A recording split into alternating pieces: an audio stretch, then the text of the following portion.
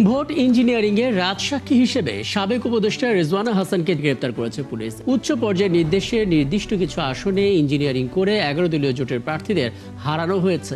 বিএনপিকে ক্ষমতায় আনতে অন্তর্বর্তী সরকারের মধ্যে থেকে নানা ষড়যন্ত্র করেছেন পরিবেশ, বন ও জলবায়ু পরিবর্তন উপদেষ্টা সৈয়দা রিজওয়ানা হাসান। সাবেক উপদেষ্টা রিজওয়ানা হাসানের বক্তব্যে মিলেছে ইলেকশন ইঞ্জিনিয়ারিং এর প্রমাণ। সাবেক উপদেষ্টা সৈয়দা রিজওয়ানা হাসান ও খলিলুর রহমান জাতির সাথে বেইমানি করেছেন। ইলেকশন ইঞ্জিনিয়ারিং এর মাধ্যমে তারাই ক্ষমতায় এনেছেন বিএনপিকে। তাদের আইনের আওতায় এনে জিজ্ঞাসাবাদের পাশাপাশি ডক্টর ইউনূসের নেতৃত্বাধীন অন্তর্বর্তীকালীন সরকারের দুই উপদেষ্টা সৈয়দা রিজওয়ানা হাসান এবং ডক্টর খলিলুর রহমান, যিনি বর্তমানে পররাষ্ট্রমন্ত্রী, এই দুইজনের বিরুদ্ধে জামায়াত ইসলামী রাজনীতিতে তোলপাড় সৃষ্টি করে দিয়েছে যে রিজওয়ানা হাসান এবং খলিলুর রহমানকে গ্রেপ্তার করা হোক। রানিং মন্ত্রীকে কার্যত একটু ঘুরিয়ে পেঁচিয়ে হলো গ্রেপ্তারের দাবি জানিয়েছে জামাত। আমরা একটা রাজসাক্ষী পেয়েছি, সেই রাজসাক্ষীর নাম হচ্ছে সাবেক উপদেষ্টা অধ্যাপিকা রিজওয়ানা। নির্বাচনে ইঞ্জিনিয়ারিং এর রাজসাক্ষী পেয়েছে জামায়াত। নির্বাচনে ইঞ্জিনিয়ারিং হয়েছে সাবেক উপদেষ্টা সৈয়দা রিজওয়ানা হাসানের সম্প্রতি বক্তব্যে তা স্পষ্ট। সেই শক্তির একটা পার্ট যদি বিরোধী দল হয়েও থাকে, কখনো যেন এই জাতীয় শক্তি মেইন স্ট্রিম না হতে পারে, আমরা সেই কাজটা করতে পেরেছি। তাদেরকে আমরা মেইন স্ট্রিম হতে দেই না। কত বড় নির্লজ্জ এবং বেহায়া হলে প্রকাশ্যে এরকম স্বীকারোক্তি দিতে পারে যে নির্বাচনে যেন জামাত ইসলাম ক্ষমতায় আসতে না পারে সেই ব্যবস্থা করেছে অন্তর্বর্তী সরকার এবং জামাত ইসলামকে কোনোভাবেই ক্ষমতায় আসতে দেয়নি। অথচ আমরা দেখেছি যে অন্তর্বর্তী সরকারের আমলে অন্তর্বর্তী সরকারকে সবথেকে বেশি সাপোর্ট করেছে এবং সমর্থন দিয়েছে এই বাংলাদেশ জামাত ইসলামী এবং 11 দলীয় ঐক্যজোট। এবং পাশাপাশি এদেশের সর্বস্তরের মানুষ এই অন্তর্বর্তী সরকারের কাছে আস্থা রেখেছিল, বিশ্বাস রেখেছিল যে দীর্ঘদিন পরে বাংলাদেশে একটি সুষ্ঠু, অবাধ এবং গ্রহণযোগ্য একটা নির্বাচন হবে, যেই নির্বাচনে জনগণের রায়ের মাধ্যমে সরকার গঠন হবে। কিন্তু এই অন্তর্বর্তী সরকারের উপদেষ্টারা এদেশের মানুষের সাথে বেইমানি করে, গাদ্দারি করে বাংলাদেশ জামাত ইসলামীকে হারিয়ে দিয়েছে এদেশের মানুষের ভোটের বিপক্ষে গিয়ে। এবং এই বিষয়টা কিন্তু নির্বাচনের পরে এদেশের মানুষ আজ করতে পেরেছিল যে জাতীয় নির্বাচনে ভোট গ্রহণটা সুষ্ঠু হলেও ফল প্রকাশটা সুষ্ঠু হয়নি এবং এই নির্বাচনের ফল প্রকাশের ক্ষেত্রে ইঞ্জিনিয়ারিং হয়েছে।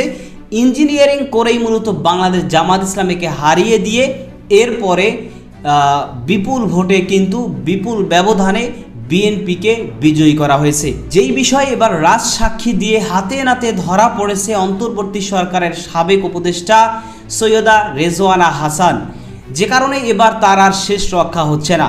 দর্শক, এ বিষয়ের কিছু অংশ ভিডিওর শুরুতে শিরোনামে আপনারা দেখেছেন, বিস্তারিত দেখবেন পুরো ভিডিও জুড়ে। এই বিষয়গুলো দেখার পূর্বে আপনাদের একটা অনুরোধ করব, যারা আমাদের চ্যানেলে নতুন আসছেন চ্যানেলটি সাবস্ক্রাইব করে অল ক্লিক করে বেল আইকনটি চালু করে দিবেন।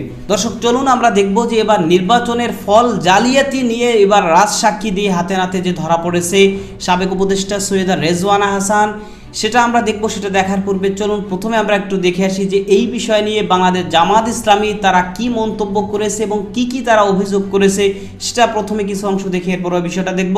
ধৈর্য ধরে একটা লাইক দিয়ে ভিডিওটি শেষ পর্যন্ত দেখতে থাকুন।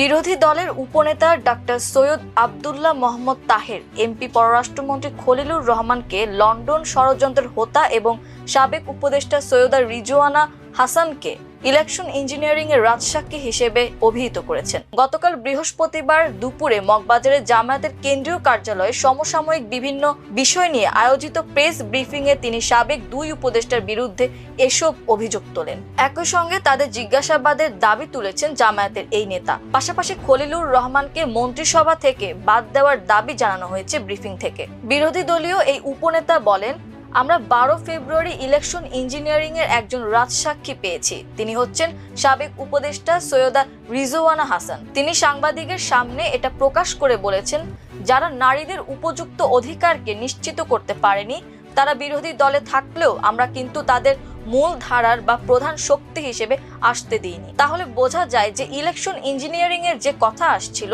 সেটাকে তিনি নিজেই স্বীকার করে রাজসাক্ষী হয়েছেন। আমরা এখন তার কাছে তৎকালীন অন্তর্বর্তী সরকার বা আজকের সরকারের কাছে জানতে চাই যে তারা তাদের যোগসাজশে কি ইঞ্জিনিয়ারিং এর মাধ্যমে জামায়াত ইসলামীকে মূলধারা বা প্রধান দল হিসেবে মেজরিটি পেতে বাধাগ্রস্ত করেছে, সেটি হতে দেয়নি। ডক্টর তাহের বলেন 12 ফেব্রুয়ারি নির্বাচন বাহ্যিকভাবে মোটামুটি একটা গ্রহণযোগ্য হয়েছে, কিন্তু সময় যেতে যেতেই সন্ধ্যার দিকে খবর আসছিল যে নানা জায়গায় কেন্দ্র দখল হয়েছে, জাল ভোট দেওয়া হয়েছে, আমাদের এজেন্টদের জোর করে বের করে দেওয়া হয়েছে, অনেক জায়গায় এজেন্টদের শুরু থেকে ঢুকতে দেওয়া হয়নি এবং প্রিসাইডিং অফিসার ও তাদের এজেন্টদের যোগসাজশে ব্যালট কাটা হয়েছে। ব্যাপক অনিয়মের খবর আমাদের কাছে আসছিল, সেটা আমরা সাংবাদিকদের জানিয়েছি। প্রায় 53 আসনে অফিসিয়ালি অভিযোগ দাখিল করেছি এবং তার ভিত্তিতে পরবর্তী আইনি লড়াই অব্যাহত রাখছি। জামায়াতের এই নেতা বলেন, আমরা সাবেক উপদেষ্টার কাছে জানতে চাই এই ইলেকশন ইঞ্জিনিয়ারিং এ তার সঙ্গে আর কারা জড়িত ছিল, পুরো সরকারই ছিল নাকি সরকারের একটি শক্তিশালী অংশ জড়িত ছিল যারা নির্বাচনকে প্রভাবিত করেছে এবং তাদের ডিজাইন অনুসারে একটি দলকে জেতানোর ব্যবস্থা গ্রহণ করেছিল। জাতির কাছে এটি স্পষ্ট করতে হবে। বর্তমান সরকারের কাছে দাবি জানিয়ে ডক্টর তাহের বলেন, রিজওয়ানা হাসানকে জিজ্ঞাসাবাদের আওতায় এনে পুরো পরিস্থিতিটা তারা জানবেন, আমাদের জানাবেন এবং দেশবাসীর কাছে এটা পরিষ্কার করবেন। আমরা নির্বাচনের আগেও কয়েকজন উপদেষ্টার বিরুদ্ধে অভিযোগ করেছিলাম, তাদের মধ্যে 2 জন হলেন রিজওয়ানা হাসান ও খলিলুর রহমান। ডক্টর তাহের বলেন, অন্তর্বর্তী সরকার নিজেকে তত্ত্বাবধায়ক সরকারের সমপর্যায়ের নিরপেক্ষ সরকার হিসেবে প্রতিভাত করেছিল এবং সেই ভূমিকা পালনের চেষ্টা করেছে। নীতিগত একটা কথা ছিল যে অন্তর্বর্তী সরকারের কেউ দলীয় সরকারে অংশগ্রহণ করবেন না, মন্ত্রিত্ব গ্রহণ করবেন না, কিন্তু প্রতিরক্ষা উপদেষ্টা খলিলুর রহমান প্রথম দিনেই পররাষ্ট্র উপদেষ্টা হিসেবে শপথ গ্রহণ করেছেন। এতে তিনি তার আগের শপথের পরিপন্থী কাজ করেছেন। এখানে স্পষ্ট যে খলিলুর রহমান ছিল লন্ডন ষড়যন্ত্রের মূল হোতা। সেখান থেকে তিনি ষড়যন্ত্র ও মোটিভেট করে বর্তমান সরকারকে সুবিধা দিতেই তিনি অব্যাহতভাবে কাজ করেছেন। তার সেই কাজের পুরস্কার হিসেবেই তিনি এই মন্ত্রিত্ব পেয়েছেন। তিনি বলেন, আমরা বিএনপির ব্যাপারেও বিস্মিত হয়েছি, কারণ তার লোকজনের কি এতই সংকট যে একজন বিতর্কিত ব্যক্তি যার বিরুদ্ধে অন্তর্বর্তী সরকারে থাকার সময়ই বিএনপি নেতা সালাউদ্দিন আহমদ বক্তব্য দিয়েছিলেন এবং সরকার থেকে বের করে দিতে বলেছিলেন। এই খারাপ লোককে আবার বিএনপির স্বার্থ সংরক্ষণের জন্য উলঙ্গভাবে ভূমিকা দেওয়ায় আস্থাভাজন হয়ে তাদের মন্ত্রী হয়েছেন। 2 সরকারের সুবিধা নিয়ে নিশ্চয়ই তাদের মধ্যে কোনো চুক্তি হয়েছিল, তাই খলিলুর রহমানকেও একইভাবে জিজ্ঞাসাবাদের আওতায় আনা উচিত। কিভাবে ষড়যন্ত্রের মাধ্যমে জাতিকে তারা একটি সুষ্ঠু নির্বাচন থেকে বঞ্চিত করেছেন, কারণ একটি সুষ্ঠু নির্বাচন জাতির আকাঙ্ক্ষা ও দাবি ছিল। আমরা চেষ্টা করেছিলাম একটি সুষ্ঠু নির্বাচনের মাধ্যমে যারাই নির্বাচিত হোক তারাই সরকার গঠন করবে। এই যে জাতির আকাঙ্ক্ষা, এই যে জুলাই লড়াই, এই জীবন দেওয়া, রাজনৈতিক গতিপথকে পরিবর্তন করে দেওয়ার গাদ্দারি, দালালি, জাতির সঙ্গে বিদ্রোহ, এই সব কিছুর জন্য এরা দায়ী। এত বড় আকাঙ্ক্ষার সুষ্ঠু নির্বাচন ভণ্ডুল করে দিয়েছে এই মীর জাফরেরা। তাই খলিলুর রহমানকে মন্ত্রিসভা থেকে বের করে দেওয়া এবং জিজ্ঞাসাবাদে এনে ষড়যন্ত্র কিভাবে হয়েছে বের করা উচিত। আর রিজওয়ানাকে তো বলেছি, নিজেই রাজসাক্ষী হয়েছেন, তার কাছ থেকেও সত্য উদ্ঘাটন করা জরুরি।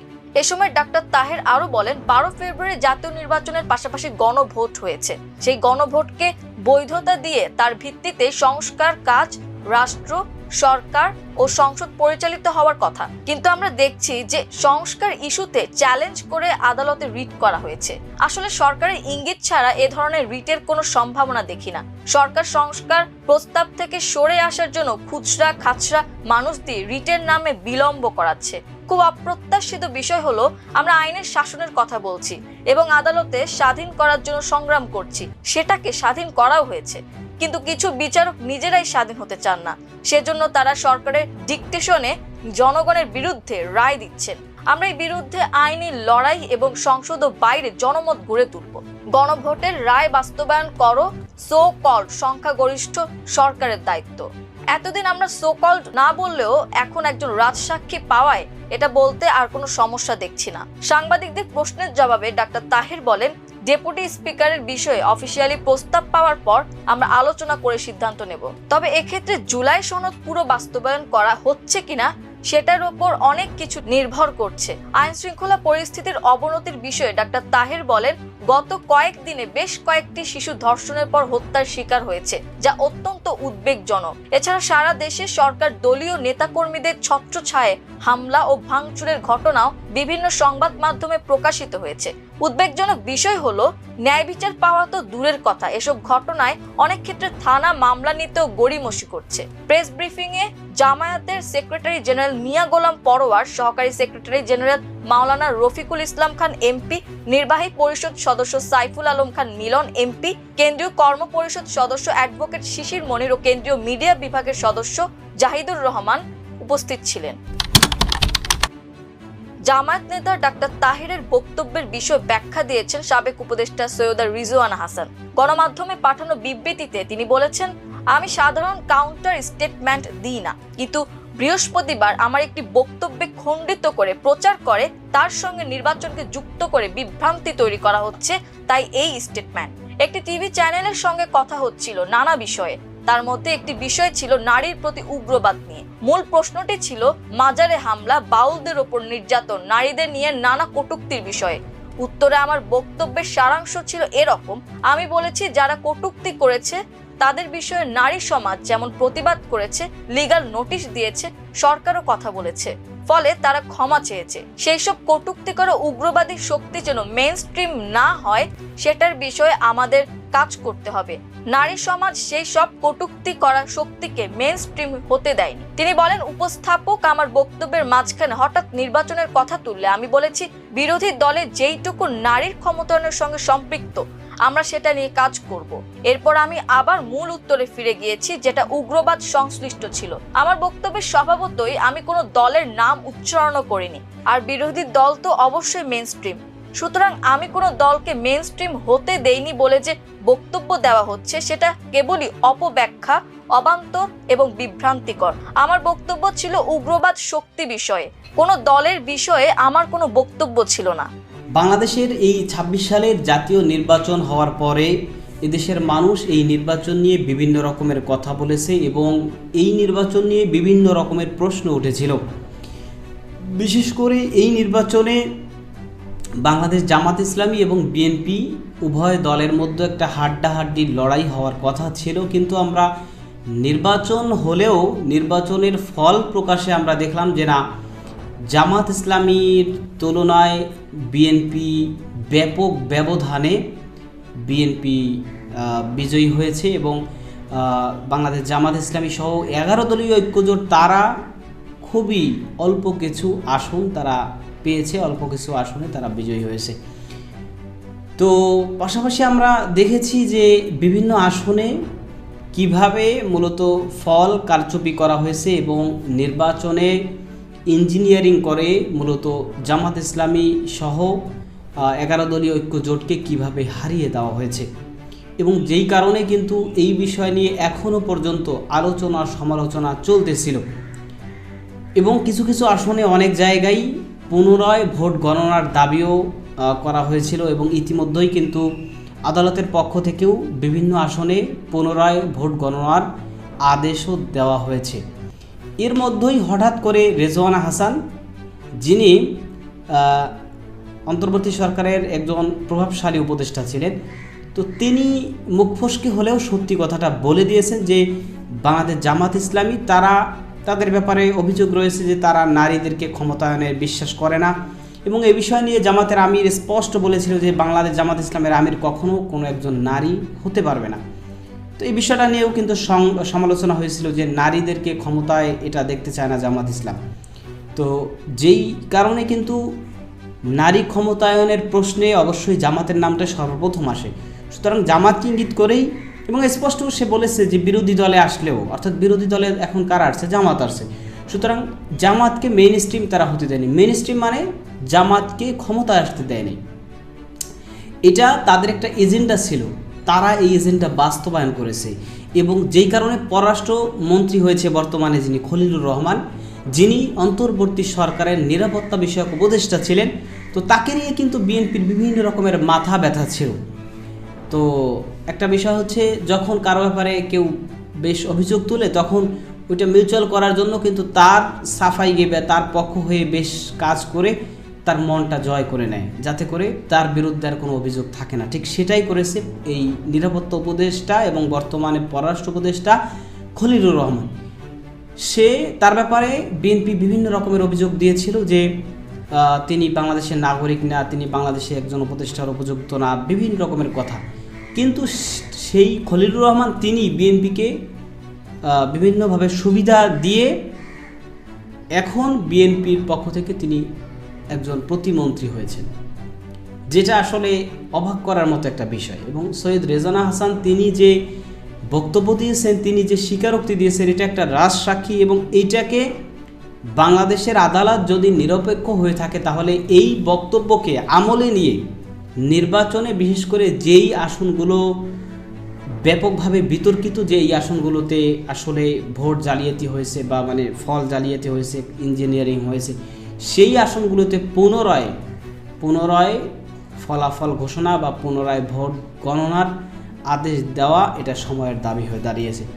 তো এই বিষয় নিয়ে আপনার মতামত কি সেটা কমেন্ট সেকশনে জানাতে পারেন। ভালো থাকবেন, সুস্থ থাকবেন, দেখা হবে নতুন কোনো ভিডিওতে, কথা হবে নতুন কোনো বিষয়। আজকে পর্যন্তই, আসসালামু আলাইকুম রহমতুল্লাহ।